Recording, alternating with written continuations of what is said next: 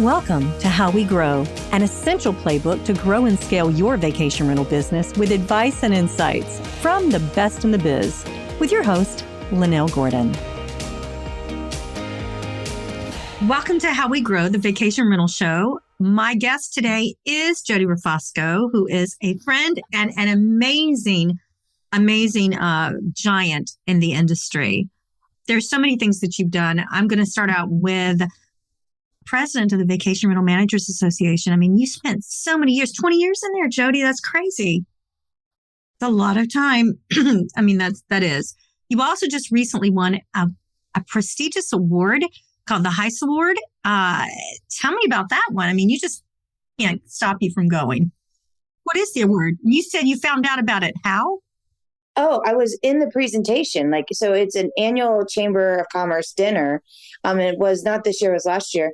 And this award is given out by Martin Heist. Now, the Heist family is the ones that developed the Wisp Resort, the ski resort here locally. Oh, okay. And they've done a lot. So they were really big. And this is on behalf of his parents.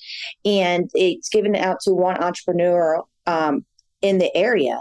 And it's usually like people that have been, my people I have looked up to for like years, like in business locally. So like you talk about giants, these are giants in my community. So I never thought I would be like nominated, let alone chosen for this award. And it's not just me. I'm sorry. It's Joe and Chad too. The three of them. Sure.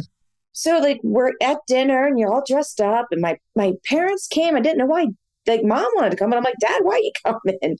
I'm like, he never really to do these things. And he's like, I was going to come and see people. I'm like, oh, that's fishy, but okay. And I'm sitting there, we're listening, and Martin is like this amazing storyteller.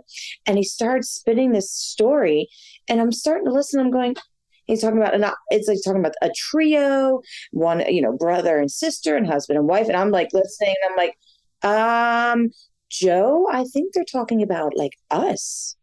And he looks at me and I'm just shocked. Everybody at my table knew because they were people that nominated us. So everybody at our table knew. I did not. I had no idea. Chad wasn't even there. Chad was in St. John. Dad had Chad on a FaceTime.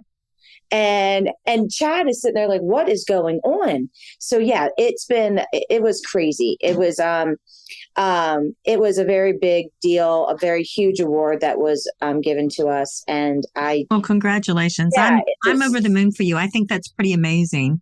You also got if I recall, you got like this young entrepreneur award, years ago you did that too. I mean, you've been winning awards since you were very young. Not just me. I feel like it's, I am part of a group. Like my team has definitely supported us through the years, but the Young Entrepreneur Award was given out, I think in 2010. So that was 2 years into TaylorMade. So TaylorMade started in 2008 and I started with my son who's 14. So he was born and I was working from the hospital bed. Like Joe had to take my laptop from me. But I was given it in 2010 and it was a massive award for me because again, I was brand new into owning a business. I wasn't brand new to the sector, of course. So yeah, that was a pretty cool award to get as well. So today we're going to talk about our theme for our episode is how to succeed at all places in your property management career, from beginning to growing to ready to sell, because you've done it all. And I know you mentioned your parents were working in the industry when you grew up. And let me ask you this, advice for people who are looking to begin this today. Is it different beginning the industry today than it was when you started? Well, it was. So as it was different when my parents started, right? They didn't have the internet. They were working on whiteboards to reservations, right? The keys were nothing was smart. You had to take them off the pegboard, right? And then if you and I always I'm like, what if I came and swiped your board, Mom?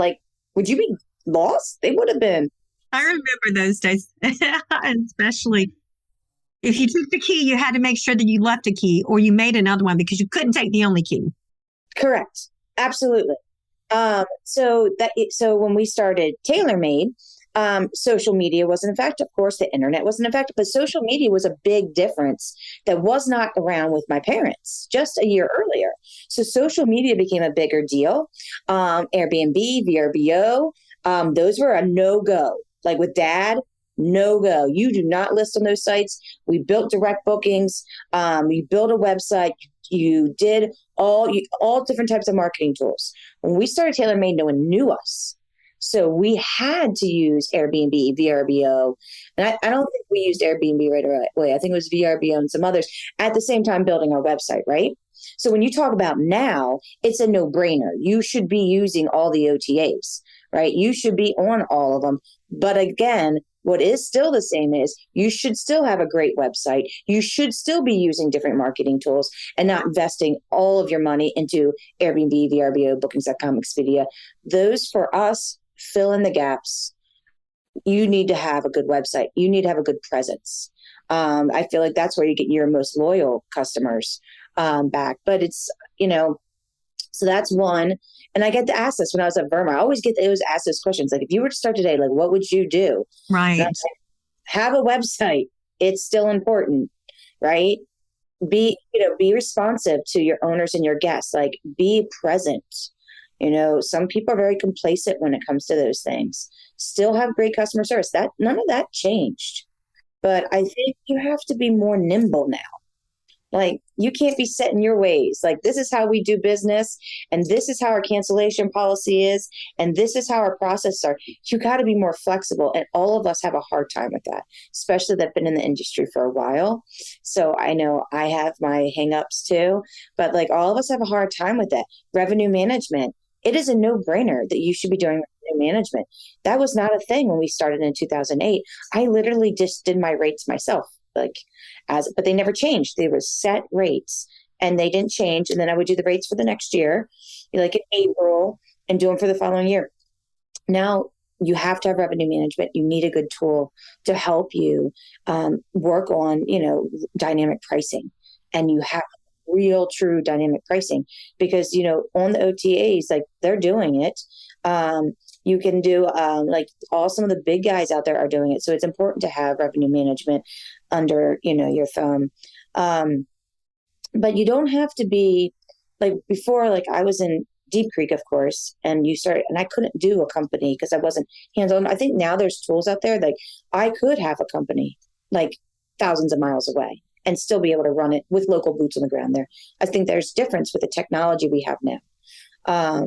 There's, I still think you need property management software. That's been a question I've been asked. It's like some things you think are no brainers. Of course. New people don't know that. What PMS do you guys use?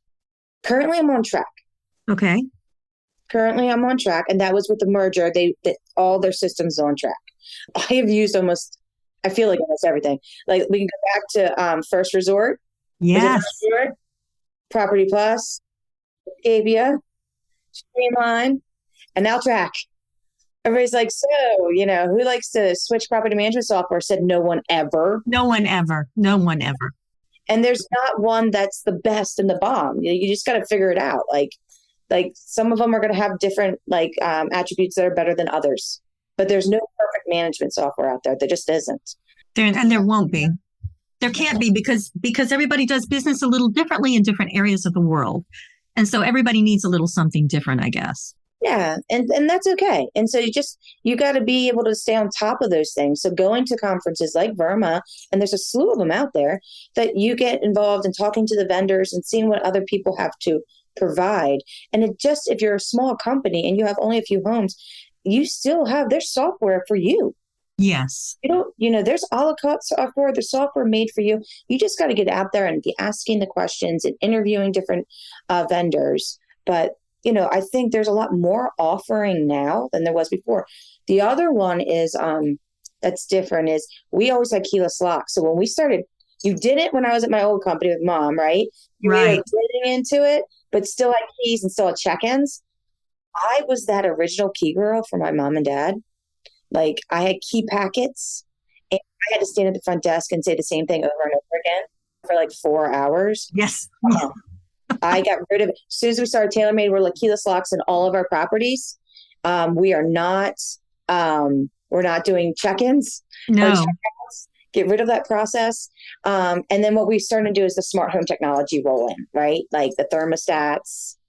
So that's new. So, and there's a lot of new things that we haven't tried yet that if you're just starting, it's a little bit easier to get into. Let me ask you this about keyless entry. Everyone was so afraid that with keyless that you would lose touch with the guest. Do you remember that? That was the biggest argument against it. That just didn't happen. So interesting. I'm the one, like when I started TaylorMade, I'm like, it's not going to happen. It's not going to happen because the guests still can't get into the house unless you let them in. And the same thing would happen if they had a key, right? They're going to get to the house. The housekeeper's there. They're going to ask to get in. It's going to be the same thing. Their lock now doesn't activate till check-in. So they're not going to be able to get in unless the housekeeper lets them in, just like they would have done with the key. I had that conversation a million times. I bet you still have it. I still have it. I don't Yeah, do I bet you check-in. do. Yeah. I said, no, it's a waste of time. Now you should have lots of touch points between now and the arrival. And you could do that with notifications and, you could do all that stuff. And you could have those touch points to give the communication of directions, things to bring, activities going on. Like you still should have notifications arrival that it replaces the information you give them to them. Now, the other one I hear is you're not going to have that touch point with them in your office. Right. Well, I like to tell you, since COVID, they don't want to come into your office. No, I guess not. No. They don't. I mean, I'm like, I have a really cool cooler. You can come and get it. No, they're not coming into my office. So it has its good and bads, right? Because then you can't really judge who's going to go into your home, right? You don't get that face-to-face like, yeah, I'm going to go watch that house. Right? Like, and what about your touch points when they're there? So you should have notifications. So first off, I learned this from my good friends at Finger Lakes back in the day. Like in your house, you need branding. Yes. Because only the contract holder knows you really, right? But there's a lot of other people. So you need stuff in your house that says your company, it says the property name, and you can go from like phone tags to magnets on the refrigerator to guest books to all that kind of stuff. But you should have branding of some kind. Like we have signs, but not all of our houses, because of the neighborhoods, can have property signs, right? So you need to have branding. We use a company that also, like when you sign in on the internet, it goes to a specific property page. Yes. For that property. So everyone, not just the contractor. Well, and you know what we've done, because ever since COVID, all your second homers came up and now they're here more often than they ever were before. And so it's not like you've had different issues with guests. It's that now your neighbors are there longer. Right. And so we have to be better at communicating to our guests how to be a good neighbor. Like, I know you're on vacation and we all like to have a good time, but your neighbors don't need to hear about your good time at 12 o'clock at night. Right? So not everybody knows that there might be a noise ordinance, only the contract holder. Oh, that's true. Everyone knows. If you sign on the internet, everyone gets house rules. I love that. It's a good idea. Yeah, there's technology that's definitely helped. So you try to be as efficient as you can, but technology has definitely helped. But technology still doesn't replace the human touch in hospitality. And it never will. Never will. We can't. It won't.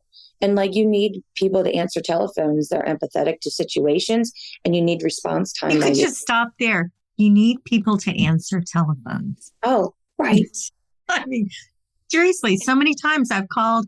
I mean, I do a lot of vacation rentals myself as I travel. I like that. And so many times nobody answers the phone. Well, yeah, I could tell you a story, and I'm not going to mention where I bought a house and wanted to put it on a vacation rental market, and they wouldn't return my call or my email, or I even walked into the office and they didn't even want to talk to me. They only want to talk to me after I purchased the property.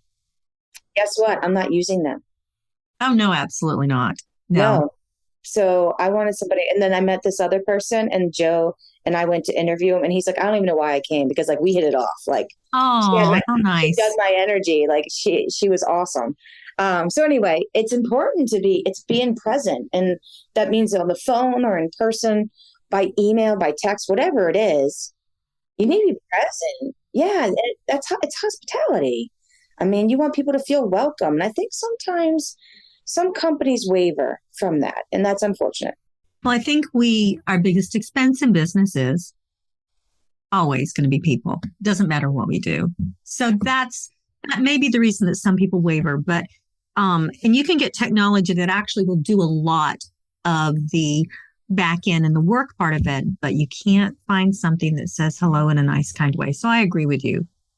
So the other questions I think that we wanted to talk about today, you've done a great job of talking about guests, keeping your guests happy. When do you say, okay, I think it might be time to sell? How do you know? Are you looking at your P&L, your EBITDA, and you're saying, okay, my EBITDA is at this particular place. I think I can get this X. Let's go ahead and sell. Or is it opportunity that comes up? Or is it because you're not tired? I know you're not. You were excited. I mean, I wouldn't be surprised if you have 3 other businesses in the works. But tell me why. Well, what was about it that was time? Somebody make you a great offer, or did you let people know you're interested, or what? That's a hard conversation to have. So everybody, I think when I sold and when it was out, Amy Hynek posted, I think the whole world went upside down. I felt like, because like they all called, and it was like in one evening. And honestly, we sold, we posted. I was heading out of town to Key Largo. Like I'm like, or Key West. I'm like, I'm out. But it's a hard question. So one, I have partners, right? And you have to respect partners. Was I ever ready to say, hey, I'm done? No. Mm-mm. I love what I do. I love hospitality. I love my staff. I love Deep Creek. I love everything about it. But COVID was tough, right? Liability is hard. Risk is hard. And people that have not owned a company and understand that you lay everything on the line on a daily basis, that's true, don't really understand the background to that. And so it did lift a weight off us. I will tell you though, we had a couple offers, and Milo, basically I worked with Ben Edwards. He told Milo, you better put an offer out there that Jodi's not going to bat an eye at. And that's kind of how it started, because I wasn't ready, and it had to be something that was worth it for me. Right. And Chad and Joe, like, they still, don't get me wrong, they love what they do too. But I mean, we all handle stress differently. And all of that, like all of us do. I have been very fortunate in the last 14 years that I had both of them. Like, people are like, how did you grow a company and raise kids? I mean, I have 2 children and I work constantly. And I was like, I had Chad and Joe. I had a balance. Not a lot of people can make it. Like during COVID, do you know how many people I talked to off the fence? It was a daily conversation with some other owner of a rental company, just so they didn't lose it, because there was so much going on. And I was lucky that I had Chad and Joe to bounce these things off of, right? Not many people in this industry have partners. No, and very capable partners. You have very capable people that are smart and also work very hard. So not a lot of people can say that either. Right. And so it kind of all came together at one time that it made sense. I mean, last year, come on, we all had a unicorn year. All of us did, right? Yay. Kind of crazy. Like, I feel like I didn't see daylight for like a year and a half. It was nuts. I still feel that way. Right. I do. Well, now I feel it differently. It's just a change. But so it's a hard, and I think this could be a whole, I could talk hours upon like things that I've learned about selling, things I wish I didn't do, things I wish I did do. And you got to make a decision if you're going down that path. It was easier for Chad and Joe than it was for me. And I still struggle with it because it's hard. Like when somebody finally tells you, no, you can't do something, I'm like, whoa, what do you mean? No. What? But yes, it's not my company, right? So they can tell you no, and it's hard. And so a lot of people I've seen that sold, they out they go, they left. I'm still here. I don't mind working for someone else. Honestly, it's not a big deal for me. As long as there's collaboration. I think if someone just said no without, people have made really unwise decisions, I think. But, hey, in the long run, it's what's good for the big company. And that, I think, is when people sell, I think before they sell, they need to understand that is a part of it too, Jodi. They're looking at for the whole of the company. And that may not be what's best for you. It may be what's best for the team and the whole company. But I think people that sell to large companies like you have, And like people that sell to Vacasa, I mean, it's a different mindset. It is. There's a lot of moving parts. You gotta try to wrap your head around it sometimes because like you go from being like I'm mom and pop, even though I was a large mom and pop, I was still like locally owned, family ran to a corporation. It's definitely different. And but, you know, good, bad, or indifferent. It's what we did and it's where we are and I'm still at and happy and things are moving forward. But have I slowed down? Everybody's like, so did you take a break? I'm like, no, I think he has me working more. But I'm a busybody. So like, am I still involved with Verma? Yes. I'm still the membership chair. I still served on the LDC. I still wasn't, you know, I'm involved in my, like I was just at the Chamber of Commerce today for their board meeting. Like I'm still involved. Tell people why it's important that they belong to their local chamber, their local travel tourism board. Why is that important? Well, okay. Well, a couple things is one, you need to be involved with the businesses locally with you. They support you and you support them. The chamber also, like they do a lot of different marketing initiatives that you should be aware of and where, you know, you could also drive that conversation. Like for years, I was in the marketing committee going, why are you advertising in a design magazine in Pittsburgh? That's not going to get you any traffic for vacation rentals and tourism in Garrett County. So like there's a lot of things that you can drive because you see it personally. But it also keeps you connected, regulations, advocacy, restrictions, all of that, because they're going to support you. We had a massive issue recently with our state fire marshal. And today when I went to the chamber, they were talking to me about how they're bringing in a lobbyist and they want to, you know, give us a, you know, because it's probably going to go to legislation eventually, but like give us any wording that you need. Like they're supporting us because they know our industry is very important to the tourism locally. And so you need that mix, right? As a company and you're growing, you need the support of your local Chamber of Commerce or Tourism Bureau. It's extremely important. We've been involved. I backed out a bit and had some of my staff do it when I was on the board for VRMA because I just couldn't juggle all of it and raise kids. And no, I understand. I get that. And so, but it is so important. And then when you have regulations or restrictions that come down, you have a a seat at the table. So like when there were increased taxes, like they came to us and we had like a legitimate conversation about like, well, you know, if you're going to change taxes, are you going to put the money back into tourism? Are you going to help support it? You know, but there, you have a seat at the table. You have a conversation. They don't just skip over you, and they listen. Like we're very much involved with our county commissioners. When COVID happened, and we were shut down, we worked with the health department and the county commissioners, and we educated them on what we were doing. Right. And they're like, "Oh my gosh!" By hands down, once governor gives you the A-OK, we're going to support in opening you. Like you want to be involved because if you're not involved, you're not crafting the conversation. You're not able to like write that ship. You're not involved at all.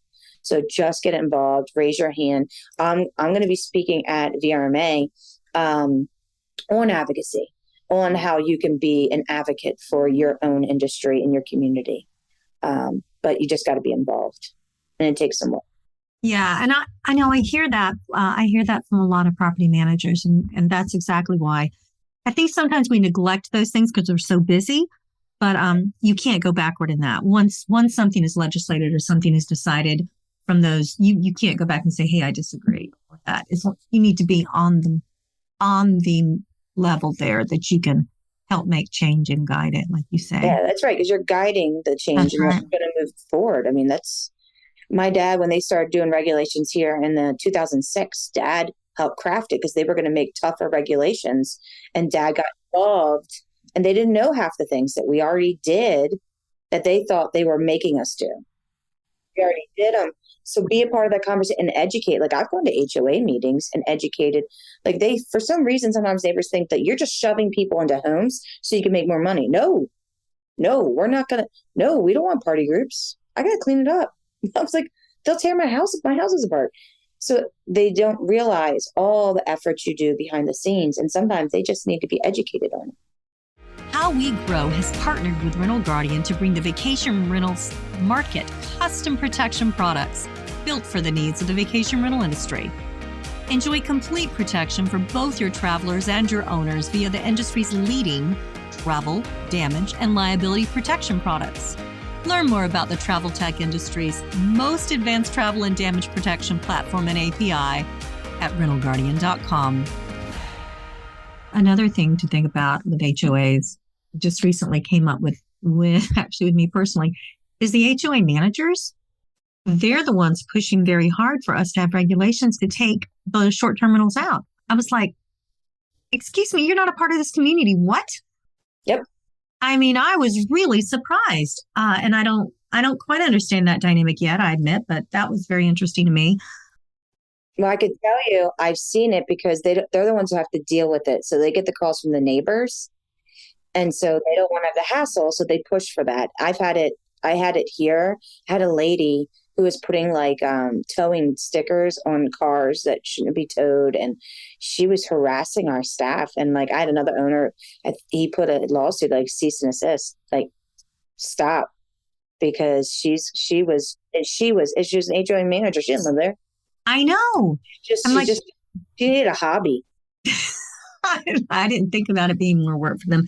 That didn't occur to me, but they're the ones that are recommending things to the homeowners. So there's, we have to be involved with that. I wanted to ask too, so skill set. So for people who are different levels, let's talk about people who have their managers, they're managing their homes, and they wonder if they're doing it right. The easiest place to get education and information is going to be Firma, right? It really is. I know people hate to go to conferences because and this is a big one, but honestly, it really provides the education that you need on different pieces.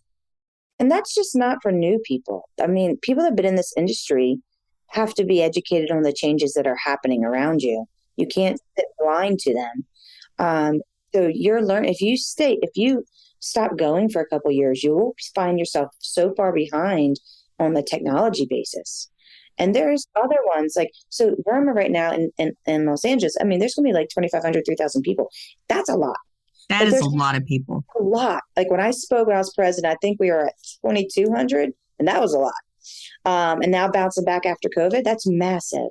Wow. And so, but there are smaller ones. Like they have connects, like we're hosting our first annual one, Mid-Atlantic one, December 5th in Annapolis. Oh, yeah, it's new. I didn't know we were doing that again. Yeah. Cool. I like those. Yeah. I can drive. I like those. Like I can drive. I'm so excited. I can't drive anywhere. I have to fly everywhere. Oh, well, you're in Deep Creek. Yes, I know. So, but there's other ones. There's a lot of them out there. The data and revenue one with Amy High Note. There is VHP does some. It's just, there's a lot. I did want to say this before we go. You do homeowner acquisition like nobody else. You like walk in and steal. I'm just telling you, if there's a house, it's yours. They're located less than 3 hours from Baltimore, Washington Metro, and Pittsburgh, Pennsylvania. It's a 4-season vacation destination. It's awesome. Hey guys, it snows there in October and then it warms up. I've been there in October and then it warms up and they have if you want to go in October, they have these Halloween things that I personally have been to that are like fun, scary, but they're fun. They are scary. They're going tonight. I can't go. They're going tonight.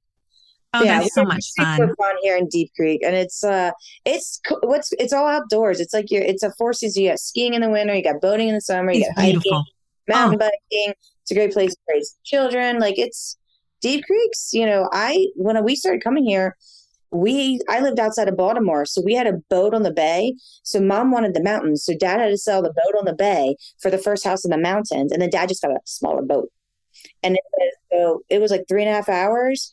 Because I was on the other side of Baltimore. But if you're coming from this side of Baltimore, DC's even closer, 2.5 hours. Pittsburgh's 2 hours. So no, it's really close to a lot, and it's a fun area, and I'm very lucky to live here and work here. Beautiful. Food there's good.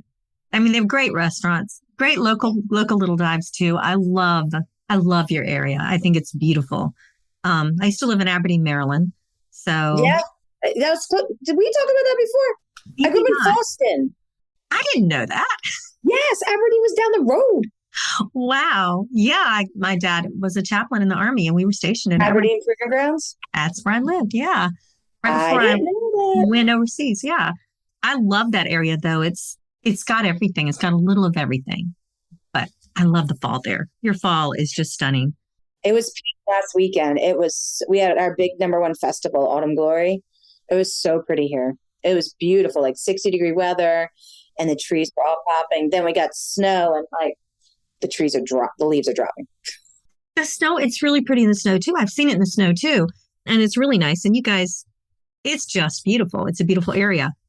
Okay. You have to tell me your homeowner story. Tell me, we're going to do a guest story. Then we're going to do a homeowner story. Tell me your funniest guest story because I love the funny ones. The bad ones are always bad. So let's just do funny. Well, I mean, it's bad, but it's funny. It's funny bad. Like I'm sure we all can go over like crazy stories we've had. Like I had a guy that called and wanted to sue us because we needed to pay for his broken propeller because he hit a stump under the lake and we should have given him a map of all the things under the lake. Yeah. And I'm like, I don't think anyone knows where everything is. I mean, you should be watching your level, where the level of the lake or like, yeah. Depth finder, maybe? Depth, he took a picture of him standing on the stump and gave it to us. I'm like, tallest man walks on water, Deep Creek Lake. So like, of course, that was our amusement and I mean, I could go on. Like a good story is I had a guest that stayed with us all the time and we even did a video testimonial and then he bought a house. Oh, Now he's one of our owners. I have a funny owner story. It's not funny when you fire someone. When you get to fire them twice, it's even funnier.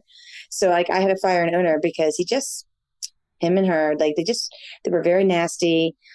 He would stay in the like apartment above the garage between rentals and use the kitchen and then tell us we didn't clean because he was using the kitchen. And then he would walk behind my inspectors and my cleaners. And I'm like, we can't do this. Like, you cannot do that. He was never very. So we fired him. He went over to another rental company. Years later, I ended up buying So Rental Company.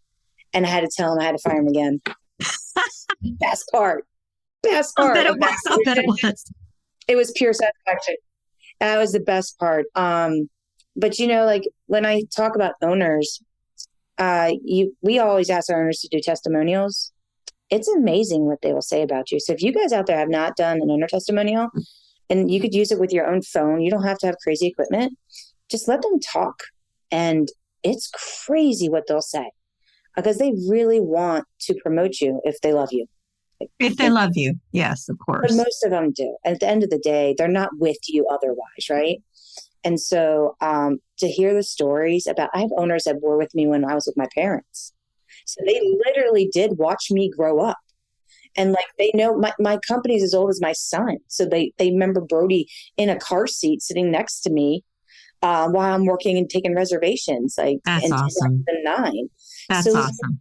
Yeah. And then my employees, like I'd be amiss not to mention them. Like my employees are rock stars. I just went away with 3 of them.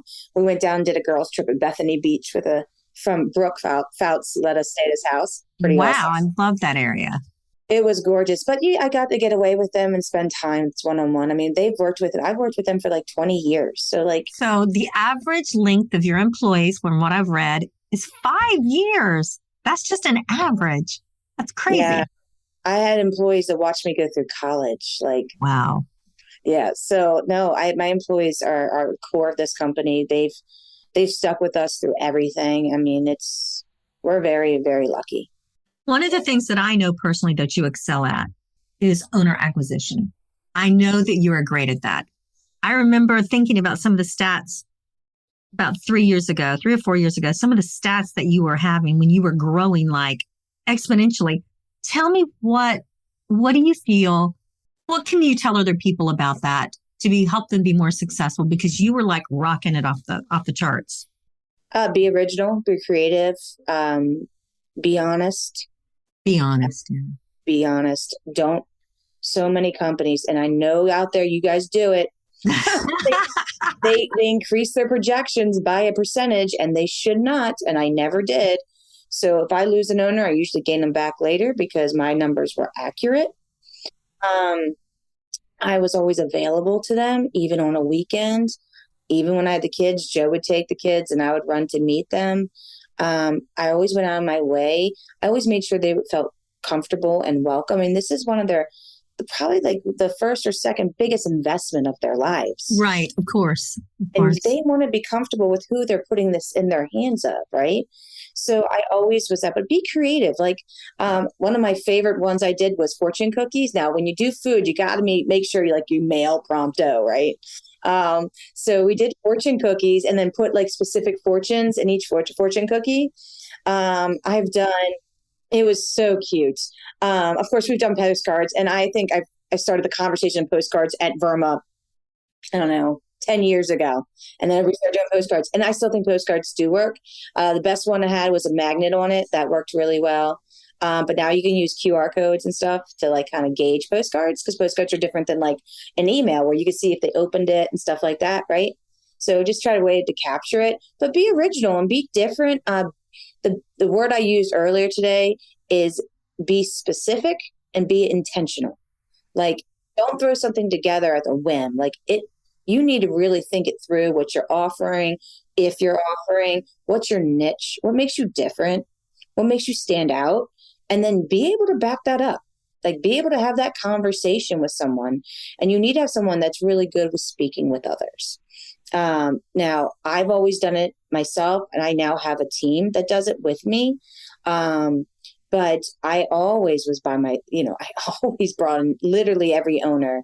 I think Chad got a few, and he would tell you that too. Or like they went to happy hour and met an owner. And they know those owners too. Like they'll tell me like, we got this one. I'm like, okay, you can take How do you that. train your team? So I've had them go with me on meetings. I've had them sit and listen to me talk to owners. I put a lot of collateral together that can go out. But my team the team that works with me has been working with me for 6 to 20 years. So they know the culture of the company. They know what we can offer. They understand. They understand it. And so owners they'll have a slew of questions. So like other things, like, first of all, like you got to figure out how to make the phone ring. I haven't done an owner acquisition session in so long, and I should. You got to figure out how to make that phone ring. Once it rings, how do you make the sale? And then how do you follow up? Like I always talked about my drip campaigns. I had different personas for different owners, and I still do. And they all had different messaging because it depends on the different persona. To give you an example, you have an owner that's never rented before. Very green, right? They first investment property. They want to rent it. They've heard about Airbnbs.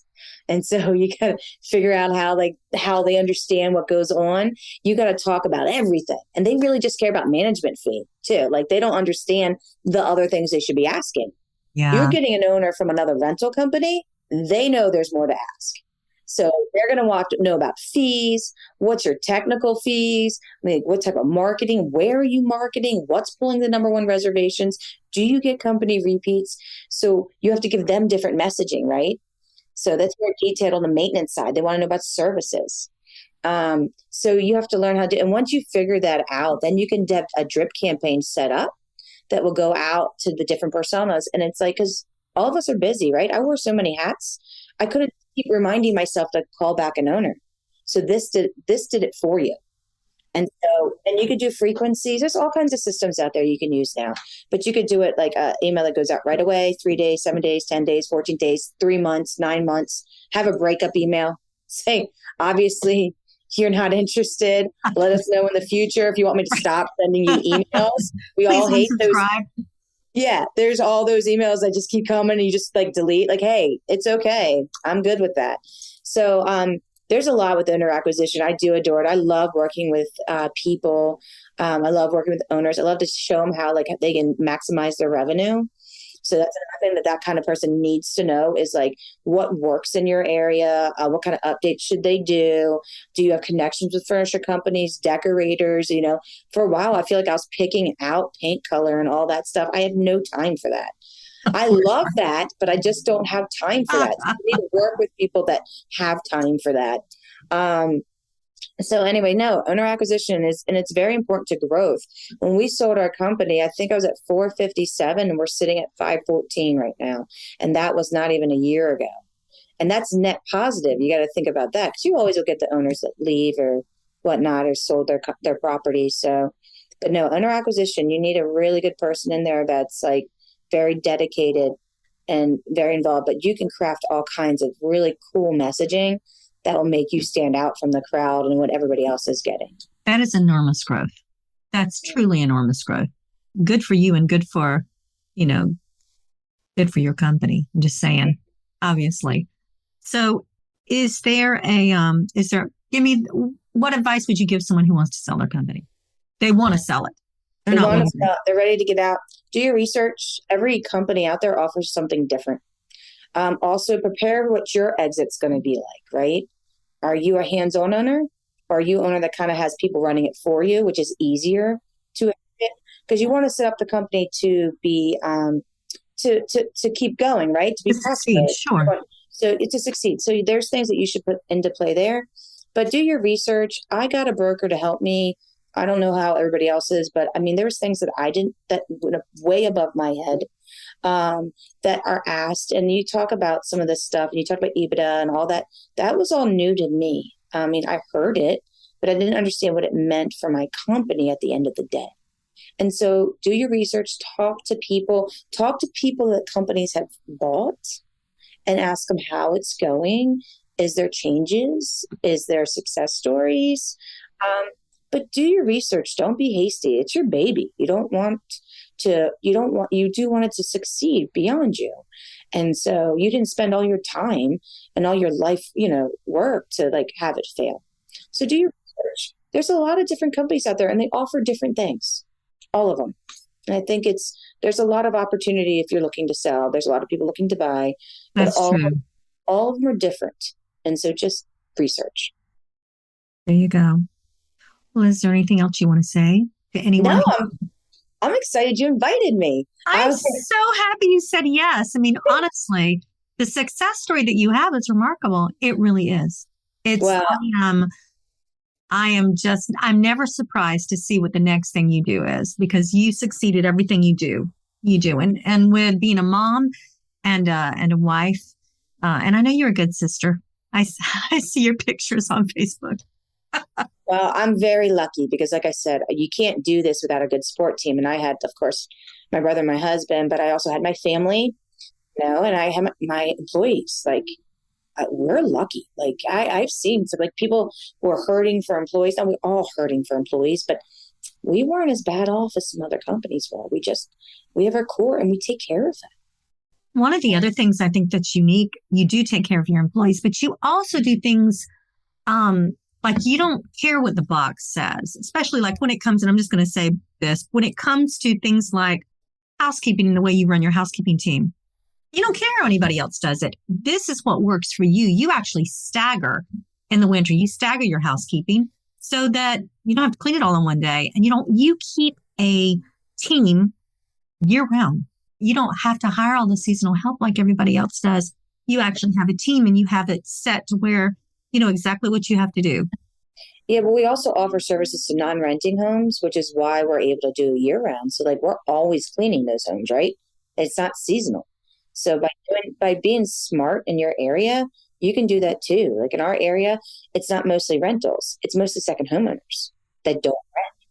And so you can have services. Your guy cleaning the hot tub is probably next door to a house, and it's not costing you much more for him to walk next door and clean that too. But So think you out of the box. Yep. And you can, I mean, honestly, the way we started our company was with property services because that was immediate cash flow, right? Whereas rentals, like I could open my doors today, but that rental's not coming in for 3 months. Right. So that's not your cash for 3 months. So you need money to make that flow. So you got to be smart on what services you can offer. And that's what we did. And it helped out. And that's also, it's a feeder. It's a feeder to the rental market because once they buy it, they're like coming up all the time. They're on the ski team. Now the kids are like in wrestling and they can't come up years later. So now they're going to put in the rental market. So it's a feeder market. Just like the real estate sales. That too. Yes. The services and the real estate sales, they do feed. They feed both ways. Well, thank you so much. I look forward to seeing you soon. I'll see you on the golf course. Yeah, I'll be selling raffle tickets. Buy the raffle tickets. We have so much fun at Verma. If you don't come to Verma, please come to Verma. There are relationships that you make with people that are in the know that will last you your whole career. It will. And that's how it's been for me. And these people are with you thick and thin. Like you can ask them questions. When I started this industry, and I'll be honest, I could not go to my parents. They had a non-compete, non-advised, non-solicit. Right. People in this industry through Verma, sent me Word documents of all the procedures, contracts, policies, so that I could change it to fit Maryland and put my logo on it. Like, there's not many industries that you would have people that would do that. And it's crazy that this industry and the members of Verma are so giving. And Yes. people always say, like, why do you give? I'm like, I got to give back, because these people were amazing to help me start my company. So it's all about the networks. And these people are my lifelong friends. So if you go to VRMA, if you have questions really about property management, you come to VRMA. There are so many people willing to help you. And if they don't know, they'll point you to the right direction. If you want to sell your company, we can tell you who you need to talk to broker the deal, people that we've seen been successful over the years. It's a great, great place. Thanks again, Jodi. Big hugs to the family, and say hi to everyone. Thank you for having me, and I will. This episode of How We Grow is brought to you by Rental Guardian. To find out more about how Rental Guardian can help grow your vacation rental business, visit rentalguardian.com. Make sure to search for How We Grow in Apple Podcasts, Spotify, and Google Podcasts, or anywhere else podcasts are found, and hit subscribe so you never miss an episode. On behalf of the team here at Inhabit, thanks for listening.